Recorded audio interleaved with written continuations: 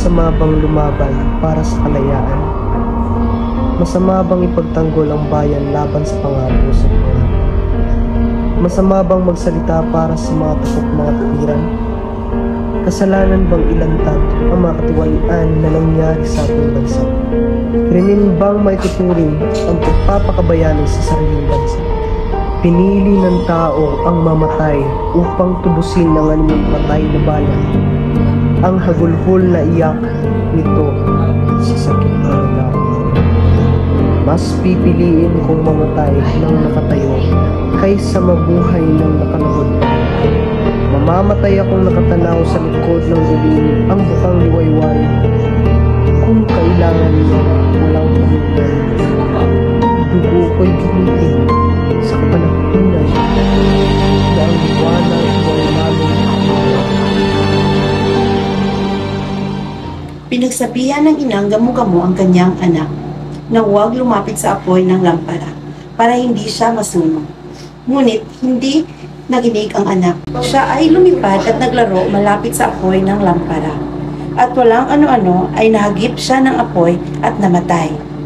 Kung nakinig sana ang anak sa kanyang ina, sana hindi siya napahamak.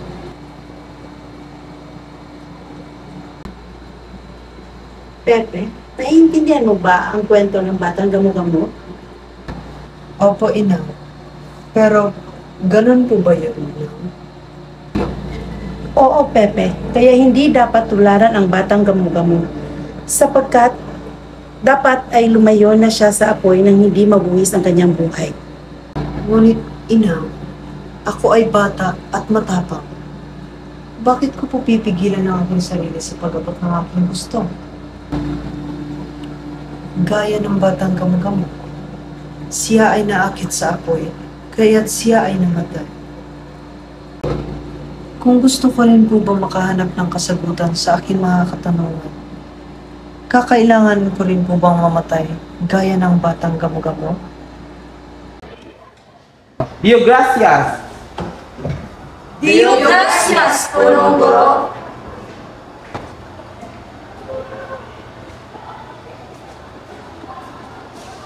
Magsiyo po ang lahat. Ngayon, sisimulan natin ang ating leksyon sa pamagitan ng pagbabasa. Muli, Mo, Abanico, Mo, Laan, Mola. Jose, marunong ka bang magsalita ng Kastila? Kakaunti lang po, Senyor Ostellioni. Paumanin po, Senyor Espiniano. Mahuli po kami sa klase. Darating ang araw at magiging biyasahan ako sa pagsasalita ng Kastila at Latin. At ako'y hahangaan niyo dahil sa husay ko. Kasi, simula ngayon ay hindi mo na maaaring gamitin ng apelyedong mental. Mapanganin para sa iyo. Madadamay ka sa pag-iikatay ng mga demonyo Kastila laban sa atin. Bakit po ba? Pinanukala ng Gobernador General Claveria na ang bawat pamilya ay pumili ng bagong apelyido mula sa listahan ng mga apelyedong Espanyol. Kaya ikaw, Pepe, mag-aaral ka ng mabuti. Huwag mo ikahiya ang pamilya natin. Opo, kuya. Masusunod. Ngunit, ano nga po pala ang gagamitin ko? Rizal.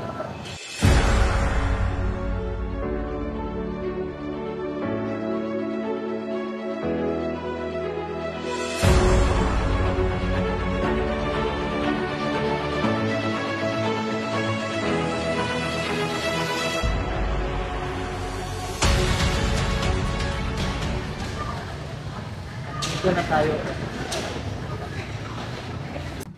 Anong lugar po ito, kuya? Ito ay Intramuros, ang Maynila. Matatagpuan dito ang palasyo ng pinakamataas na general sa buong Pilipinas. Dito ka mag-aaral sa Ateneo.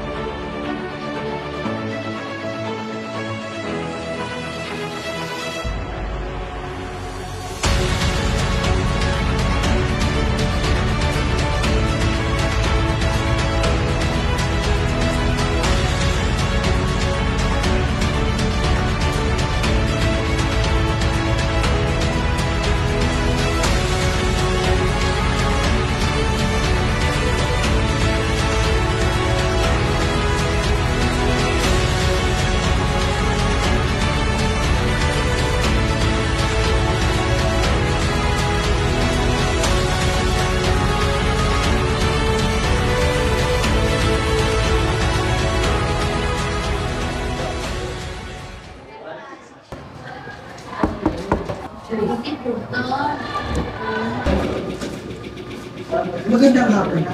Ako po si Jose. Maganda nga po. Umupo ka. Sara yung pinto.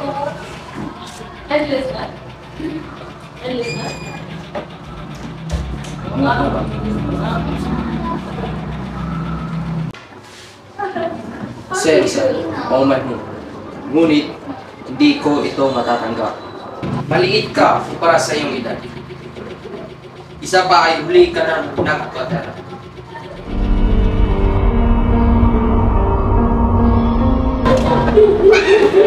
Jose, huwag kang magulat. Tulungan kita makapasok sa ating. Maraming salamat po. Sa unang pagkakataon, maggamit ko na rin ang apelyadong Rizal. Ako ay tatawagin mo si Rizal, imbis na Mercado.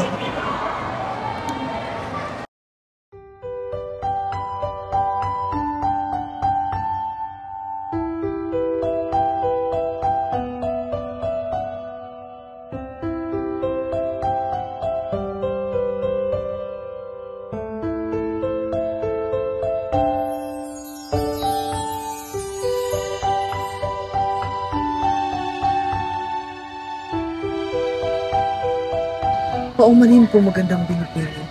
Ayos lang, okay mo. Maaari ba katang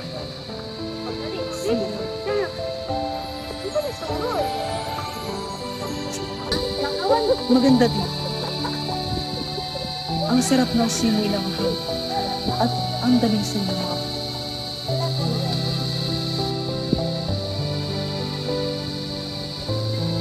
Nabalitaan ko.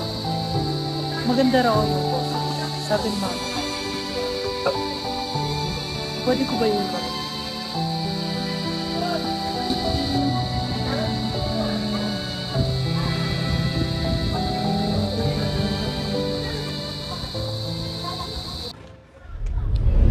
Teo!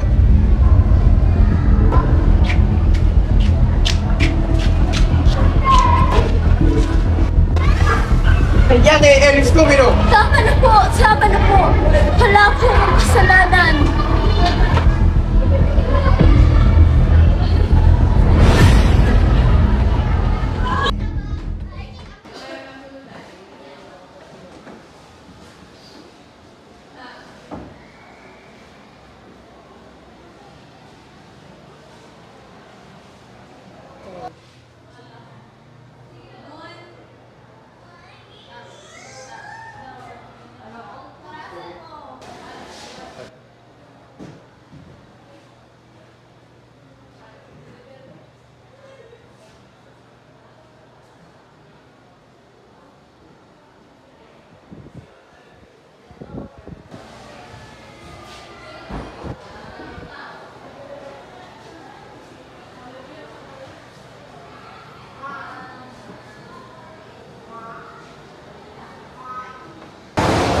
Ako ay nagbabalik na dito sa Pilipinas.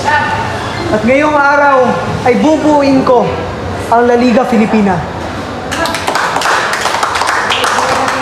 Tayong mga kasapi ng samahang ito ay magtutulungan, magdadamayan at higit sa lahat, magkakaisa tayo sa layuning patatagin ang edukasyon, agrikultura at komersyo.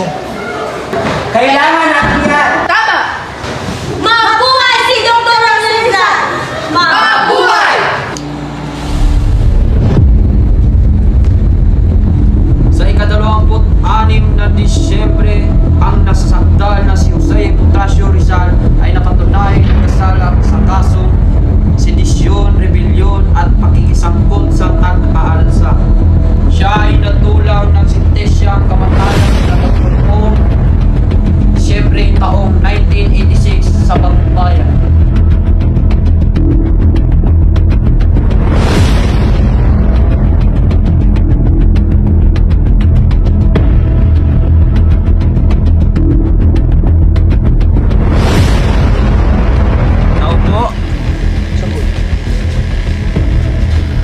Ikaw po ba si Jose Butacio Rizal?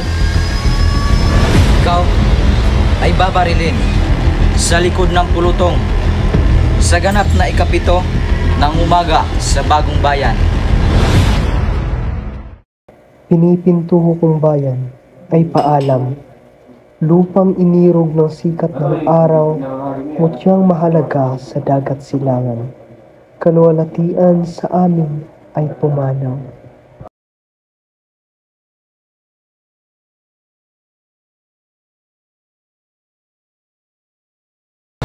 Anak ko, anong nangyari sa iyo?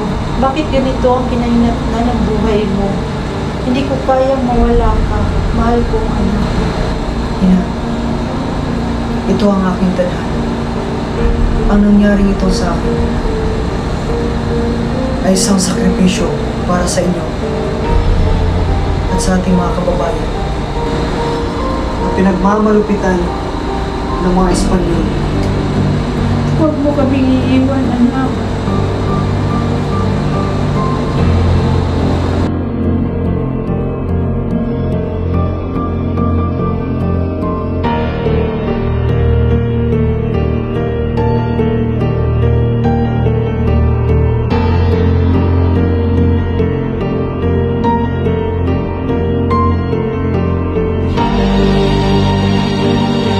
Handa!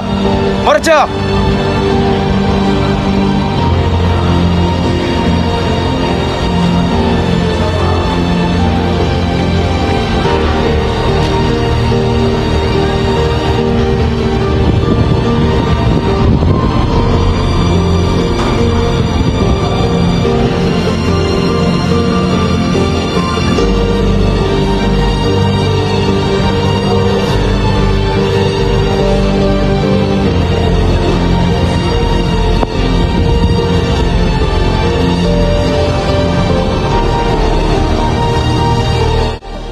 Sige, pagkawalan niyo ako ng pagkawalan ngayon. Balang araw kapag patay na ako, ang taong bayan pa ang gagawa ng monumento para sa akin.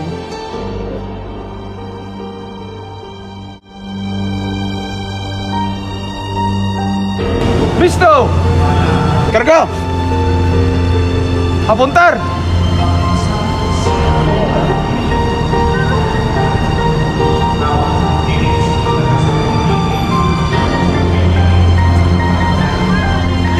Anak, bakit mo kami iwan? Consumatum est!